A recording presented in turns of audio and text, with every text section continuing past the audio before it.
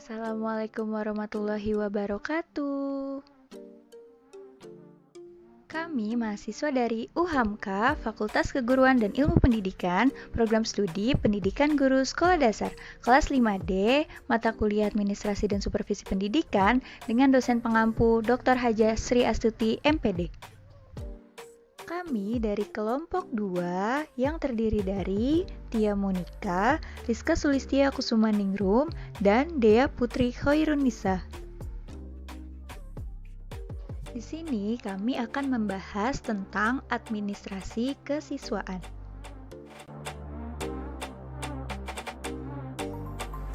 Yang pertama adalah pengertian administrasi kesiswaan. Administrasi kesiswaan ialah proses pengelolaan kegiatan dari hal-hal yang berhubungan dengan siswa untuk mencapai pendidikan secara maksimal. Susunan kegiatannya mulai dari penerimaan siswa di sekolah sampai mereka meninggalkan sekolahnya. Administrasi kesiswaan berhubungan dengan tata usaha dalam penyimpanan data-data siswa. Yang kedua ialah perencanaan dan penerimaan siswa baru. Perencanaan peserta didik atau siswa ialah suatu aktivitas melakukan kegiatan yang dilakukan berhubungan dengan peserta didik di sekolah, baik sejak peserta didik memasuki sekolah maupun mereka akan lulus dari sekolah.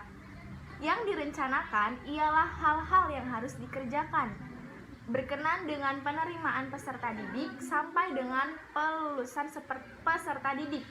Beberapa kegiatan yang dilakukan dalam perencanaan tersebut ialah: yang pertama ada penetapan daya tampung sekolah, yang kedua ada penetapan syarat calon siswa, yang ketiga ada penetapan panitia penerimaan siswa baru, yang keempat ada memelihara tata tertib, yang kelima ada teknik pembinaan disiplin, dan yang keenam ada ganjaran dan hukuman.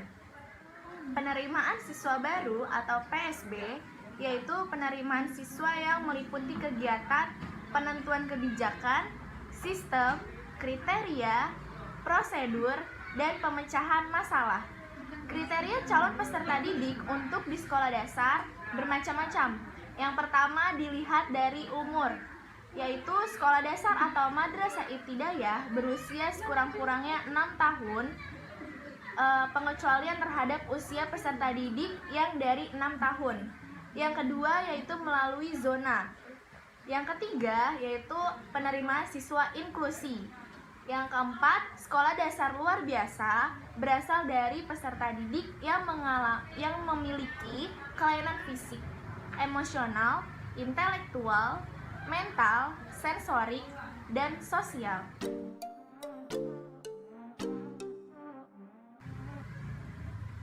Yang ketiga, ada pembinaan kesiswaan. Pembinaan kesiswaan adalah upaya sekolah melalui kegiatan-kegiatan siswa di luar jam pelajaran di kelas untuk mengusahakan agar siswa dapat bertumbuh serta berkembang sebagai manusia seutuhnya, sesuai dengan tujuan dari pendidikan nasional. Pembinaan kesiswaan ini bertujuan untuk: 1. Menumbuhkan kesadaran siswa dari pengaruh negatif. Yang kedua, ada memantapkan kegiatan ekstrakurikuler di sekolah. Yang ketiga, meningkatkan apresiasi. Yang keempat, menumbuhkan sikap berbangsa dan bernegara. Yang kelima, meneruskan dan mengembangkan sikap untuk bela negara. Pembinaan kesiswaan di sekolah dilakukan melalui 4 jalur pembinaan, yaitu yang pertama ada organisasi kesiswaan atau OSIS. Yang kedua, latihan kepemimpinan pelatihan, yaitu di dalamnya itu terdapat pelatihan kepemimpinan bagi pembina OSIS. Yang kedua, pengurus OSIS. Yang ketiga, perwakilan kelas. Dan yang keempat, bagi anggota OSIS. Lalu yang ketiga ada kegiatan ekstrakurikuler. Dimaksudkan untuk lebih memantapkan pembentukan dari kepribadian tiap-tiap siswa. Kegiatan ini dilaksanakan di luar jam pelajaran.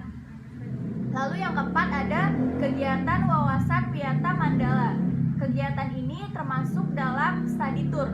Jadi siswa pergi keluar untuk menambah pengetahuan seperti ke museum dan sebagainya.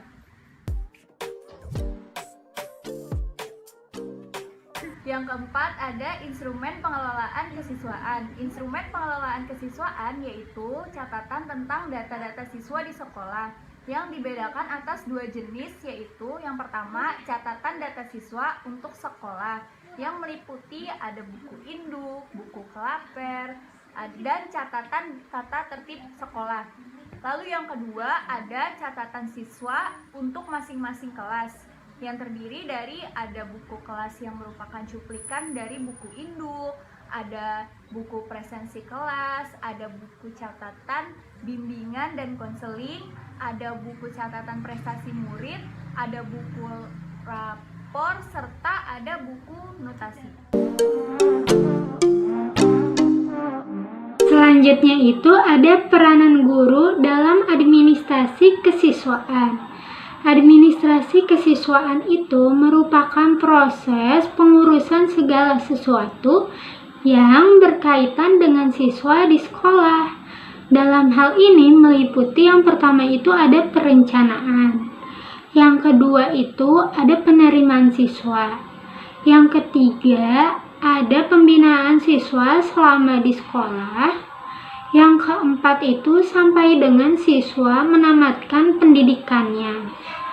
Nah, keterlibatan guru dalam administrasi kesiswaan ini tidak terlalu banyak, tidak sama seperti ia sedang mengajar di kelas. Nah, berikut ada beberapa peranan guru dalam administrasi kesiswaan. Di antaranya yang pertama itu ada dalam penerimaan siswa. Nah, di sini itu guru bisa terlibat langsung, misalnya menjadi panitia penerimaan siswa. Nah, tugasnya itu mencatat penerimaan siswa sampai dengan laporan pelaksanaan tugas. Yang kedua itu dalam masa orientasi. Nah, di sini itu peran guru itu sangat penting karena agar membuat siswa beradaptasi dengan lingkungan sekolah yang baru. Yang ketiga itu untuk pengaturan kehadiran siswa di kelas. Dalam hal ini guru diharapkan mampu mencatat kehadiran siswa karena data kehadiran ini dimungkinkan untuk menjadi bahan pertimbangan penilaian terhadap siswa tersebut. Yang terakhir itu dalam memotivasi siswa. Nah, guru itu sangat berperan penting dalam memotivasi siswa. Misalnya memotivasi siswa agar berprestasi lebih baik, lebih tinggi. Hal ini itu dapat dilakukan dengan guru, misalnya dengan cara membuat grafik prestasi belajar siswa. Nah, kesimpulannya adalah administrasi kesiswaan adalah seluruh proses kegiatan yang direncanakan dan diusahakan secara efektif dan efisien. Nah, berikut ada beberapa kegiatan administrasi kesiswaan. Yang pertama itu penerimaan siswa baru. Yang kedua itu pencatatan murid dalam buku induk. Yang ketiga buku kelaper.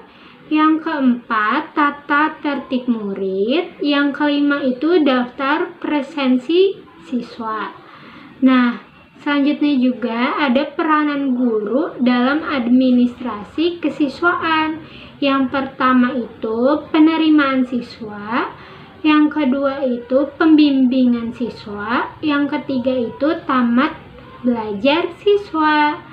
Nah, mungkin cukup sekian dari kelompok kami. Kurang lebihnya mohon maaf. Wassalamualaikum warahmatullahi wabarakatuh.